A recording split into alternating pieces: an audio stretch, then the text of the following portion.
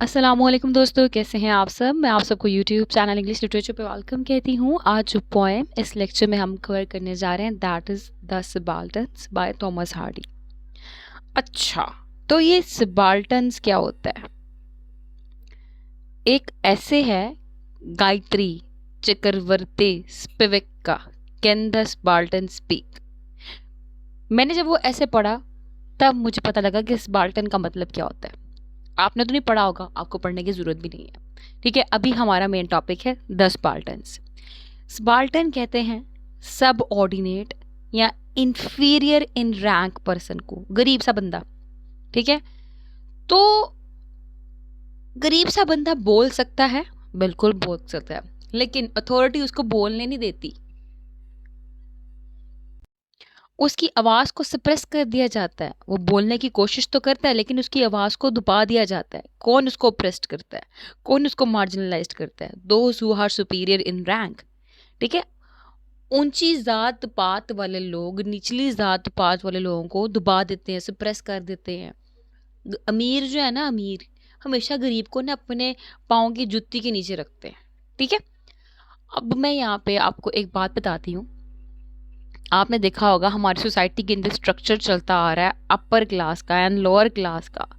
Upper class खुद को पता नहीं क्या समझती है और लोअर क्लास जो है वो बेचारे पिससे चले आ रहे होते हैं।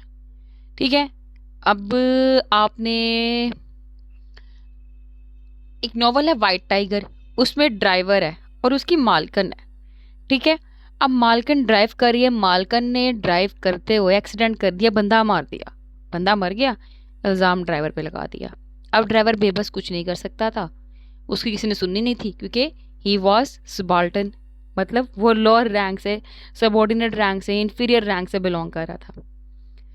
तो अगर हम पोस्ट कलोनियल स्टडीज़ की बात करें, पोस्ट कलोनियल किसे कहते हैं कि अंग्रेज़ों के जाने के बाद जब पाकिस्तान आज़ाद हुआ या फिर जब इंडिया आज़ाद हुआ या फिर जब सब कॉन्टिनेंट हमारा बरसगीर पाक व हिंद आज़ाद हुआ, उसको हम कहते हैं पोस्ट कलोनियल। यानी कि जब भी किसी मुल्क के ऊपर किसी दूसरे मुल्क की डोमिनेशन हो, अपना कंट्रोल हो, और जब वो जगह छोड़ के चले जाएं, जैसे कि बरसगीर में अंग्रेज़ आए फिर वो जगह छोड़कर चले गए।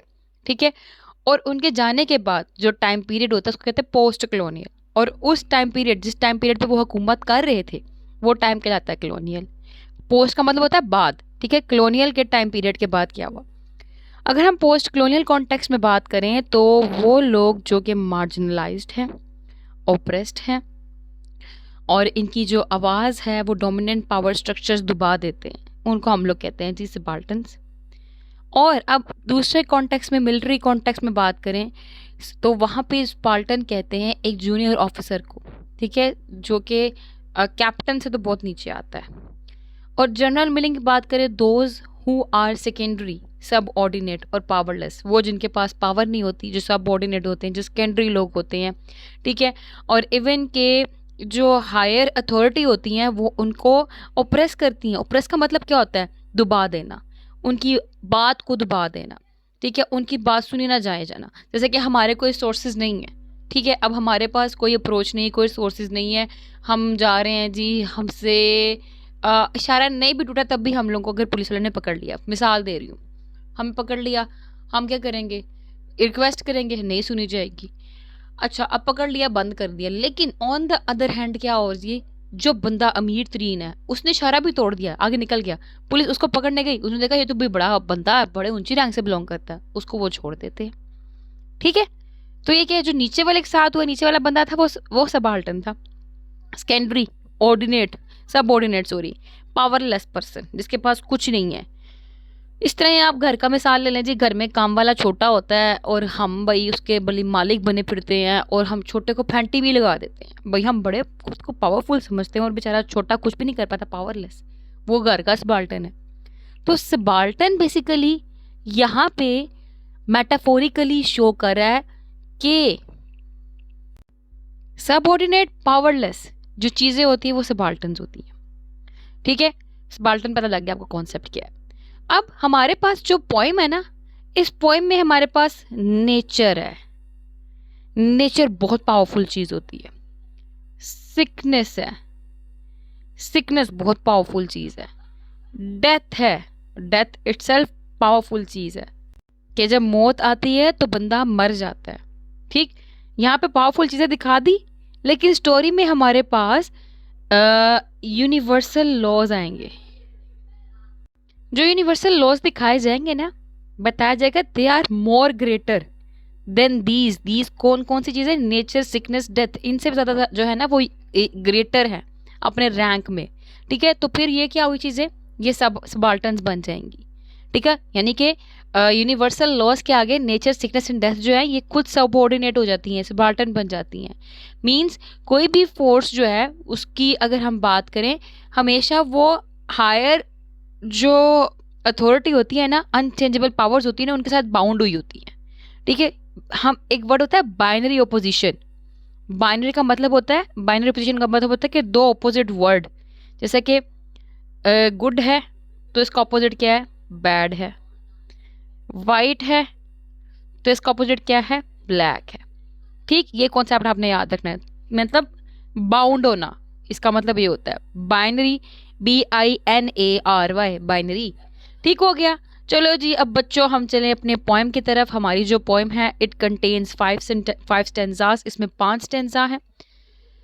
और पहला स्टेंजा जी हम देखते हैं उसमें क्या कहता है हमारा पोइट थॉमस हार्डी। एक विक्टोरियन पोइट है। विक्टोरियन क्या है, एक एज का नाम है। जो इंग्लिश लिटरेचर है उसके अंदर जो एजेस होती हैं, जैसे हम कहते हैं 2001, 2002, 2003, 2004, ठीक है, इस तरह से। लेकिन वहाँ पे जो एजेस होती हैं वो उनके किंग एंड क्वीन के नेम से रखी जाती हैं, एलिजाबेथ 1, एलिजाबेथ 2, ठीक है, एज ऑफ शेक्सपियर और सो ऑन। एंड देन यहाँ पे क्वीन विक्टोरिया क्वीन थी, उन्हीं के नेम से एज का नाम विक्टोरियन एज रखा गया। जस्ट एडिशनल इन्फॉर्मेशन थी, याद ना भी करें ज़रूरी नहीं, मेन काम है हमारा टेक्स्ट को समझना। जी आते हैं हम लाइन बाय लाइन एनालिसिस की तरफ। Poor wanderer said the laden sky. अब यहाँ पे लेडन स्काई जो है वो स्पीकर के तौर पे पर्सोनिफाई किया गया है। बच्चों जी आपने पर्सोनिफिकेशन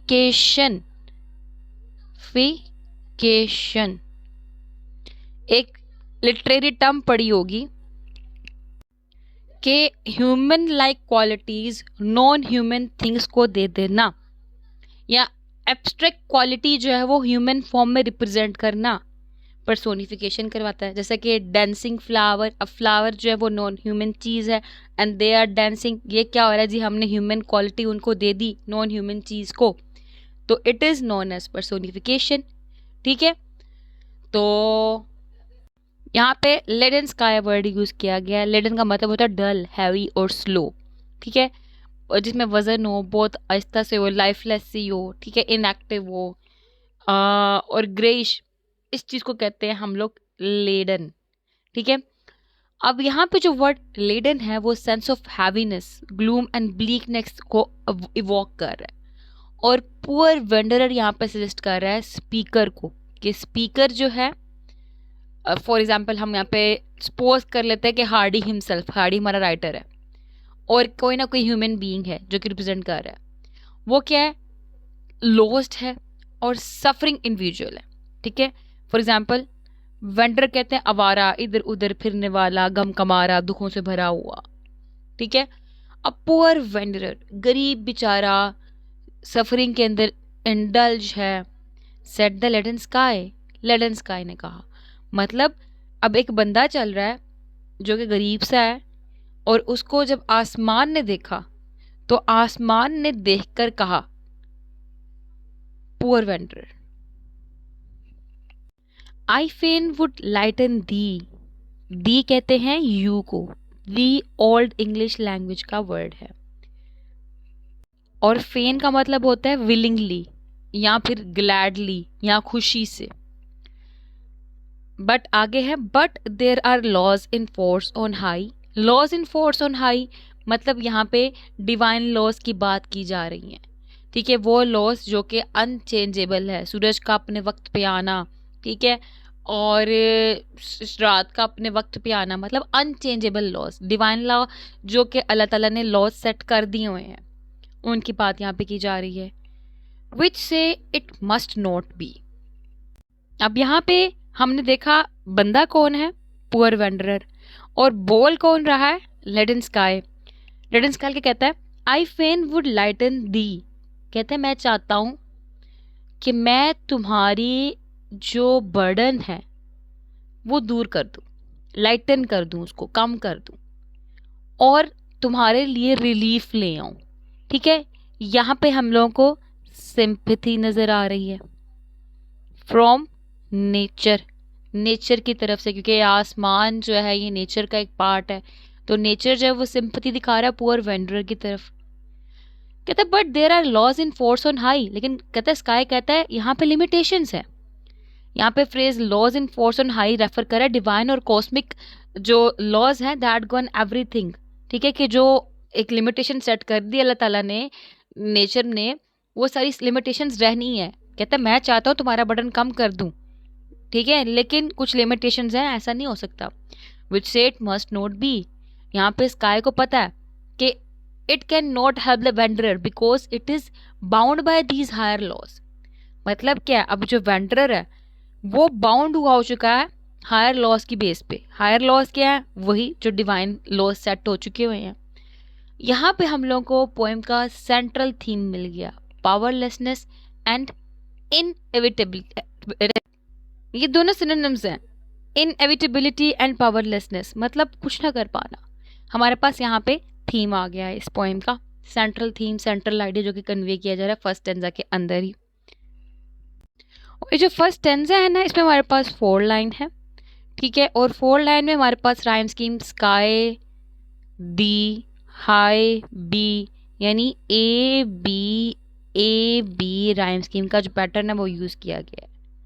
हमने अब तक क्या देखा कि एक पुअर वेंडर है और उससे मुखातिब कौन है जी, लेडन स्काई, आसमान उससे मुखातिब है, और आसमान उसकी तरफ सिम्पैथी दिखा रहा है कि मैं कोशिश करता तुम्हारे जो वेट है, जो बर्डन है उसको कम कर देता, लेकिन मेरी बस की ये बात नहीं, क्योंकि लॉस जो हैं वो सेट कर दिए गए हुए हैं और उन लॉस को कोई चेंज नहीं कर सकता। मतलब ये पुअर वेंडरर और इसके आगे हमारे पास पावरफुल फोर्स है, उस पावरफुल फोर्स, उस उन हायर लॉस के आगे जो है पुअर वेंडरर वो क्या है, पावरलेस है। इवन कि स्काई इटसेल्फ जो है वो पावरलेस है। ठीक है, हालांकि स्काई एक पावरफुल चीज़ है, नेचर एक पावरफुल चीज़ है, लेकिन हायर लॉस के आगे नेचर जो है वो पावरलेस है। ठीक हो गया। नेक्स्ट स्टैंजा देखते हैं जिसमें कहता है, I would not freeze thee, shone on, cried the north. Knew I but how to warm my breath, to slack my stride, but I am ruled as though. Shone का मतलब होता है तोड़ना, जो स्ट्रक्चरल स्ट्रेन चल रही आ रही होती है, एक दौड़ चलती आ रही है, रेस चलती आ रही है, उसको तोड़ना, खत्म करना। ठीक है, तो यहाँ पे वर्ड शोन यूज किया गया है, मतलब स्ट्रिप्ड, STRIPPED, मतलब ब्रेक ऑफ, तोड़ देना, खत्म कर देना, या डिप्राइव्ड ऑफ समथिंग। ठीक है, डिप्राइव्ड मतलब किसी चीज का फायदा ना हो पाना। ठीक है, अब यहाँ पे स्ट्राइड का वर्ड यूज किया गया है, ये एक लेंथ होती है या पेस होता है एक स्टेप का। ठीक है, एक स्टेप उसकी कितनी लेंथ थी, यहाँ पे हमारे पास विंड की मूवमेंट के लिए वर्ड स्ट्राइड यूज किया गया, यानी कि हवा कितने लेंथ तक चल रही है उसका चलना। एंड रूल्ड कहते हैं कंट्रोल्ड को। ठीक है, या गवर्नड बाय हाई अथॉरिटी या पावर, ठीक है, उसको कहते हैं रूल्ड, कि ताकत कंट्रोल किया जा रहा है। अब यहाँ पे वर्ड दी यूज किया गया, दी मतलब यू, दो मतलब भी यू, दाए मतलब होता है योर। ठीक है, मतलब दी इसका मतलब होता है यू, दो मतलब यू, THY दाए होता है मतलब योर। ठीक है, ये जो है हमारी ओल्ड इंग्लिश के वर्ड्स हैं जिनको यहाँ पे यूज किया गया हुआ है। तो पहले हमने देख लिया स्काई ने बात की थी। अब यहाँ पे हमारे पास बात कर रही है जी नॉर्थ विंड। ठीक है, the north wind speak next, addressing the wanderer as shown one, जिसमें हमारे पास सजेस्ट हो रहा है someone stripped of protection, यानी जिसकी हिफाजत ना की जा सके और यहाँ पे बताया जा रहा है कि जिस तरह स्काई को रिग्रेट फील हो रहा था, सिंपैथी फील हो रही थी टुवर्ड्स द पुअर वेंडरर, बिल्कुल ऐसे विंड भी जो है like the sky regret show कर रही है जो हार्म ये करती है। यानी कि तेज़ हवा चलती है तो छतें टूट जाती हैं, कोई ना कोई नुकसान होता है ना, वो नुकसान हवा कहती है मैं मजबूर हूँ उस चीज़ पे, हवा को रिग्रेट फील हो रहा है उस नुकसान के लिए, ठीक है। तो ये रिग्रेट फील कर रही है about the harm it causes. कहती है न्यू आई बट हाउ, कहती है विंड यहाँ पे एडमिट करती है कि that it does not know how to change its nature और एक्शंस, कि इसको नहीं पता कैसे इसने जो हवा की नेचर है, हवा की जो एक्शन है, कैसे उनको चेंज करना है। To warm my breath to slack my stride, यानी यहाँ पे जो कोल्ड नॉर्थ विंड होती है ना, उसकी विश क्या होती है, it could warm it's breath, के नॉर्थ विंड कह रही कि मेरी ये ख्वाहिश है कि मैं तुम्हें ठंड जो तुम्हें लग रही है तुम्हें मैं ठंड की जगह तुम्हें मैं वार्मथ प्रोवाइड कर दूं, ठीक है, और मैं आहिस्ता हो जाऊं, इतनी तेज हवाएं ना चलूं, मैं आहिस्ता चलूं, लेकिन unable to change its course, मैं अपनी जो ये हवा की रफ्तार है उसको नहीं बदल सकती। क्यों? अगेन डिवाइन लॉज, कि कुदरत ने एक निज़ाम सेट कर दिया तो कर दिया है, तो उसके आगे मैं मजबूर हूँ। हम कहते हैं ना हवा बहुत पावरफुल है, तो हवा कहती है कि तुम्हारे आगे मैं पावरफुल हूँ, लेकिन कुदरत के आगे मैं पावरलेस हूँ। कुदरत ने जो निज़ाम सेट कर दिया कर दिया, मैं चाह के भी आहिस्ता नहीं हो सकती, तेजी चलूंगी, ठीक है। The cold north wind wishes it could warm it's breath और स्लो डाउन, कि वो आहिस्ता हो जाए, लेकिन वो आहिस्ता नहीं हो पा रही। पर्सोनिफिकेशन थ्रू एंड थ्रू यहाँ पे यूज किया गया हुआ है कि जो नॉन लिविंग नॉन ह्यूमन चीज है उनको सॉरी ह्यूमन जो क्वालिटी है वो दी जा रही है। और यहाँ पे further theme of natural forces being constrained by rules beyond their control, उसी बात को पावरफुल चीज जो है वो पावरलेस है फर्दर अथॉरिटी के आगे, इसी चीज को हाईलाइट किया जा रहा है। मैं यहाँ पे लाइन लिख रही हूं, natural forces being constrained by rules beyond, आगे है देयर कंट्रोल, यहां पे लिखा नहीं जाएगा देयर कंट्रोल, ठीक है। तो मीन्स ये क्या, ये हमारा थीम है कि मतलब सिंपल से बताऊं आपको कि जो चीज समझती है कि वो पावरफुल है उसके आगे भी कोई ना कोई अथॉरिटी होती है, ठीक है, एक पूरी चेन होती है, तो उस अथॉरिटी के आगे वो चीज भी पावरलेस हो जाती है, स्पार्टन बन जाती है। But I am ruled as though, अब यहाँ पे वो बात कह रही है विंड कि मैं भी ऐसे ही पावरलेस हूँ जैसे कि वेंडरर, यानी कि both are subject to the same higher forces, दोनों के आगे कोई ना कोई हायर फोर्सेस हैं। तो यहाँ पे भी क्राइड ए हो गया, हाउ बी हो गया, स्ट्राइड सी बी ए हो गया, डो जो है हमारे पास बी हो गया, अगेन हमारे पास ए बी राइम स्कीम आ गई है। थर्ड स्टैंड की तरफ मूव करते हैं। Tomorrow I attack the wait with, with जो है ना ये बेसिकली ह्यूमन बीइंग के लिए एक ओल्ड टर्म थी यूज की जाती, जो कि पोइट्री में इस्तेमाल की जाती है अभी भी अक्सर। विट का मतलब होता है ह्यूमन बीइंग, ये एक ओल्ड टर्म है for a human being, often used in poetry. Here यहाँ पे जो है ना सिकनेस वॉर्न कर रही है वेंडरर को that it will attack him the next day, tomorrow I attack thee wight, wight मतलब ह्यूमन बीइंग है इंसान, कल मैं तुम्हारे ऊपर हमला करने वाली हूं। लेकिन वो भी क्या है, sad sickness, sorry sad sickness, yes I swear yet I swear, यहाँ पे सिकनेस जो है फिर क्या, यानी कि मैंने बताया था नॉन ह्यूमन चीज जब ह्यूमन वाले काम करे तो उसको पर्सोनिफिकेशन कहते हैं। यहाँ पे पर्सोनिफाई किया गया कि वो जो है अब मुखातिब है एक ह्यूमन बीइंग से और उसको कह रही है कि कल मैं तुम्हारे पे हमला करने वाली हूँ, क्योंकि ये मेरा काम है, ये मेरी ड्यूटी है, ये मेरी चॉइस नहीं है, मैं अपनी चॉइस से तुम पे हमला नहीं कर रही, इट इज़ माई ड्यूटी। और वो कहती है कि मैं जो हूँ रिग्रेट टू इसके अबाउट कि मैंने तुम पे कल हमला करना है। I bear the little ark no spite, ark यहाँ पे सिंबलाइज कर रही है वेंडरर की बॉडी को और उसकी सोल को, और सिकनेस क्लैरिफाई कर रही है उसको कि मैं जो हूँ ये तुम्हारे पास तुम्हारी बॉडी के ऊपर जो अटैक करने वाली हूँ ये मेरी अपनी चॉइस नहीं है, ये मेरी पे एक ड्यूटी लगा दी गई हुई है और मुझे इस पर रिग्रेट है कि मैं तुम्हारे ऊपर अटैक करूंगी।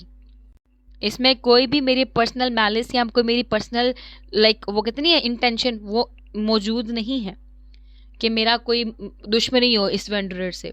But M bits enter there. Sickness explain करती है कि इट इज़ कमांडेड, ठीक है, उसको जो हायर लॉज हैं या किस्मत है, फेट है, उसने कहा है कि मैंने तुम पे हमला करना है, ठीक है, टू इन्वेड द वेंडरर्स लाइफ, मैंने वेंडर की लाइफ में एंटर हो जाना है। मतलब हमने यहाँ पे भी देखा कि अगेन बीमारी एक पावरफुल चीज़ है, मगर कहती है मैं मजबूर। क्यों? यहाँ पे हायर लॉज हैं इसलिए। सेम थीम अगेन रिपीट हुआ है, उसी बात को यहाँ पे अगेन एम्फेसाइज किया गया है, ठीक है। अब यहाँ पे वर्ड वेट था, मैंने बता दिया कि ओल्ड पोएटिक टर्म है, ह्यूमन बीइंग के लिए या क्रिएचर के लिए यूज़ किया जाता है। आर का मतलब होता है एक प्रोटेक्टिव वेसल, ठीक है, जो कि यहाँ पे सिंबॉलिकली मीन है बॉडी का या सोल का। बिट का मतलब होता है कमांड, ऑर्डर देना, कि उसको इंस्ट्रक्शन दिए गए कि उसने कुछ ना कुछ करना है, ठीक। अब हमारे पास इसके बाद नेक्स्ट टेंजा आता है, उसमें देखते हैं जी क्या कहा गया है। Come hither, son, I heard death say, I did not will a grave should end thy pilgrimage today, but I too am a slave. हितर का मतलब होता है हेयर। अब हमारे पास पहले क्या थी? स्काई था। स्काई के बाद हमारे पास विंड आई, विंड के बाद हमारे पास सिकनेस आई, सिकनेस के बाद अब डेथ है। कम हेयर सन, मेरे बेटे इधर आओ। बेटा कौन है? Human being. I heard death से, मैंने सुना, डेथ ने कहा। अब यहाँ पे सन बेसिकली वही पुअर वेंडरर है जो बिल्कुल स्टार्टिंग में हमारे पास आया था, जिससे वन बाय वन ये सारे नेचुरल फिनोमेना जो हैं वो बात कर रहे हैं। I did not will a grave, मतलब दैट एडमिट करती है कि इट डज नॉट विल, कि उसकी विल नहीं है या उसकी डिजायर नहीं है कि वेंडरर मर जाए, लेकिन वो कहती है तुम्हें मर जाना है, तुम्हें मर जाना है, मैंने तुम्हारे पास आ जाना है।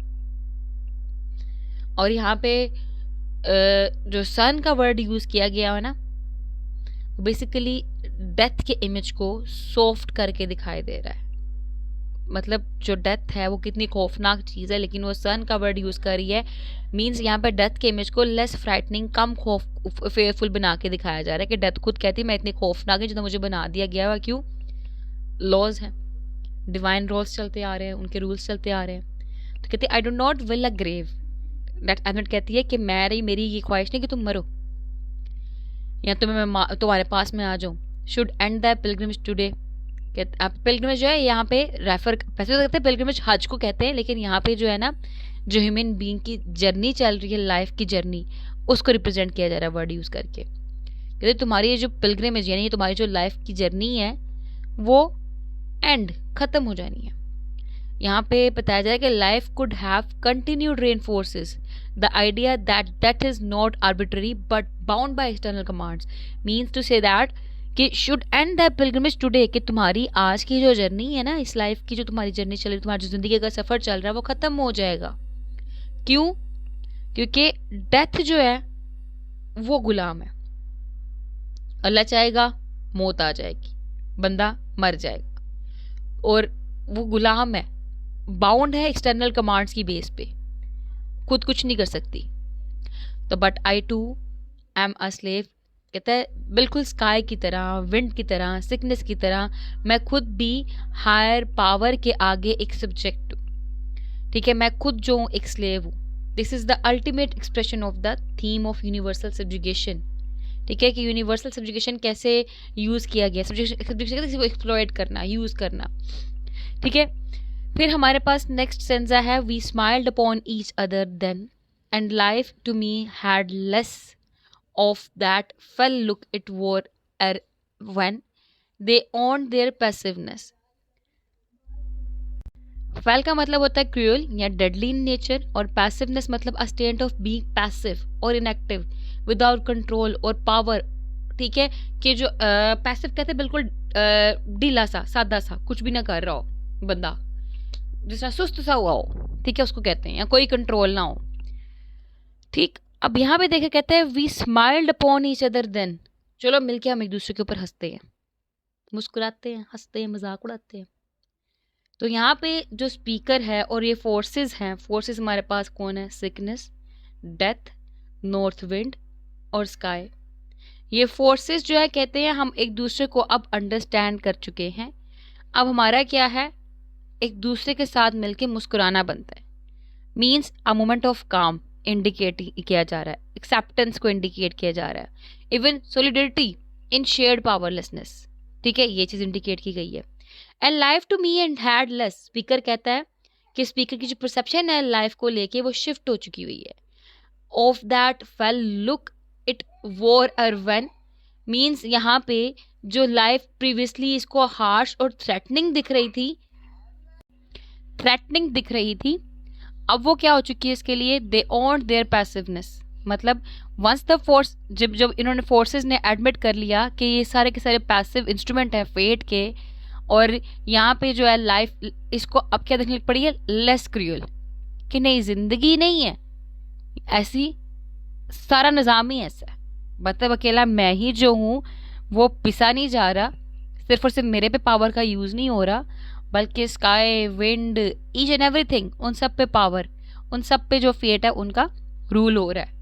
ठीक है, डिवाइन लॉस चल रहे हैं, यूनिवर्सल लॉस चल रहे हैं। तो the speaker finds solace in realising that, कि उसको क्या मिला? अब सुकून मिल गया ये चीज़ रियलाइज करके कि ज़िंदगी के हार्डशिप है वो इंटेंशनल नहीं है, लेकिन सिंपली पार्ट है इन डिफरेंट यूनिवर्स का। ठीक है, तो ये थी हमारी पोएम जिसमें हमने देखा कि नेचर और डेथ को यहाँ पे पोर्ट्रे किया गया और बताया गया कि मैलेवलेंट यानी कि खौफनाक फोर्सेस नहीं है, लेकिन ये भी पार्टिसिपेंट्स ही हैं, पैसिव पार्टिसिपेंट्स इस ग्रैंड अनचेंजेबल डिज़ाइन के अंदर। और वेंडर की स्माइल जो बिल्कुल एट द एंड रिफ्लेक्ट करी है एक्सेप्टेंस को, एक पीसफुल एक्सेप्टेंस को, लाइफ की जो सफरिंग्स हैं, जो हार्डशिप्स हैं, उन सबको कबूल करने के लिए जो है ना उसकी वो स्माइल एक पॉजिटिव जेस्चर है, पॉजिटिव साइन है। इवन के उसने अंडरस्टैंड किया है कि जो हम लोगों को दिख रहा होता है ना कि पावरफुल फोर्सेस है यहाँ पे, वो पावरफुल फोर्सेस भी कहीं ना कहीं पे हेल्पलेस होती हैं, जैसे कि खुद हेल्पलेस है। क्लियर? तो ये थी हमारी आज की पॉइंट। आई होप कि आपको the Spartans bye Thomas Hardy clear हो चुकी होगी। इसमें कोई भी कन्फ्यूजन हुई तो मुझे बताइएगा ज़रूर, मैं आपको रिस्पॉन्स ज़रूर करूँगी। दुआ में खास याद रखिएगा। Stay tuned with us, take care.